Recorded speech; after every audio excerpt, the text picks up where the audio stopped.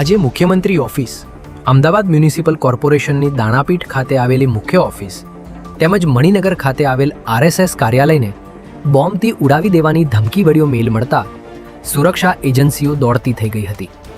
જુદા જુદા email ID પરથી મોકલવામાં આવેલી આ ધમકીઓમાં સીએમ ઓફિસને બપોરે 1:11 કલાકે, કોર્પોરેશન ઓફિસને બપોરે 3:11 કલાકે, જ્યારે આરએસએસ કચેરીને સાંજે 5:11 કલાકે બોમ્બથી ઉડાવી દેવાની ધમકી મળતા તમામ સ્થળો પર સ્થાનિક પોલીસ તેમજ બોમ્બ અને ડોગ સ્ક્વોડ દ્વારા સઘન સર્ચ ઓપરેશન હાથ ધરવામાં આવ્યું હતું.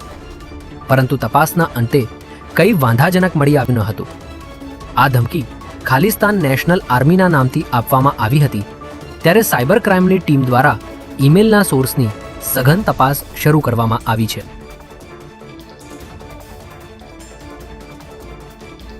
અમદાવાદના ખાડિયા વિસ્તારમાં વર્ષ 2022ના ચકચારી ભાજપ કાર્યકરના મર્ડર કેસમાં આજીવન કેદની સજા ભોગવી રહેલા કુખ્યાત આરોપી મોન્ટુ નામદારે પેરોલ પર બહાર આવતા જ ફરી આતંક મચાવ્યો છે.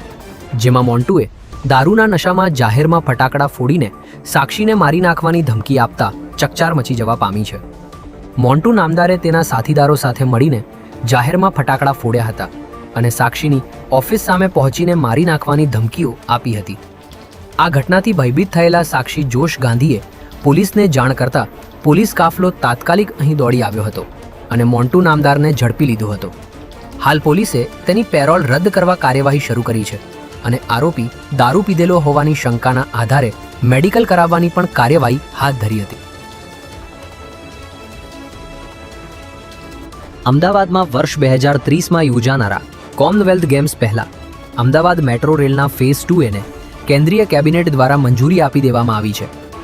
પીએમ નરેન્દ્ર મોદીની અધ્યક્ષતામાં આજે મળેલી કેબિનેટ બેઠકમાં આ મંજૂરી મળતા જ હવે અમદાવાદ ઇન્ટરનેશનલ એરપોર્ટ સીધું મેટ્રો કનેક્ટિવિટી સાથે જોડાઈ જશે, જેનાથી સ્થાનિક મુસાફરો તેમજ વિદેશથી આવતા પ્રવાસીઓને મોટી રાહત મળશે. આ નવો 6 કિલોમીટર લાંબો મેટ્રો કોરિડોર કોટેશ્વરથી શરૂ થઈને સીધો એરપોર્ટ સુધી પહોંચશે અને આ રૂટ પર 5 નવા સ્ટેશનો બનાવવામાં આવશે.